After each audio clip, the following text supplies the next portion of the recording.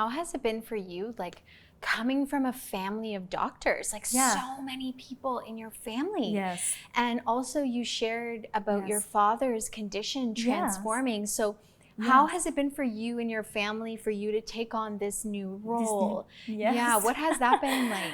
Thank you for asking. It's a very good question. At first, my parents were happy because they said, oh, finally, she's going to balance her life and she's going to be less stressed with work and she's going to be happy doing something else. But then they were challenged because like you said, they were coming from more like a conventional medical doctor background. My mother is very open-minded. My mom said, if you tell me you feel there is something there, Laure, I trust you. I don't understand it fully, but I trust your judgment and I trust you. My dad was like, no, this cannot be. You know, if it will work, we will know already.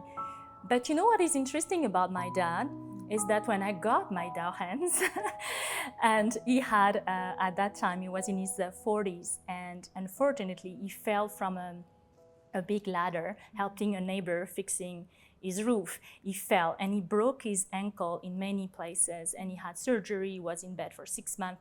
So he kept pain in that ankle for the rest of his life. So occasionally he needed help with that pain.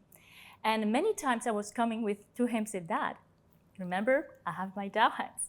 And he would say, no, I don't believe in it. And my mom was telling me, continue, you gotta go through, continue. Your father one day is gonna say yes. And one day he could not take it anymore. The medication was not working anymore. And he was a doctor. He said, I cannot increase. If I increase, it has a cost, right? Yeah. So I said, but Dad, you're so stubborn. Let me try to help. You have nothing to lose. I used my Dow hands on him. And then his face, like, you know, when somebody is in pain, the face is contracted, crisp, like tense, and then his jaw relaxed. And he was speechless. He said, what did you do? I said, I just used my Dow hands, you know, like silent chanting, you know, following the technique. And he said, okay. And then he had a tear. Wow. And I never had seen my father cry in my whole life. But that tear was like, it was a thank you. From that moment on, if the pain will come back in his ankle occasionally based on the weather or what, or, you know, he had a rheumatism there because it was so severe, the surgery had been very serious and complicated, then I will use my Dow hands and every time the pain will go away.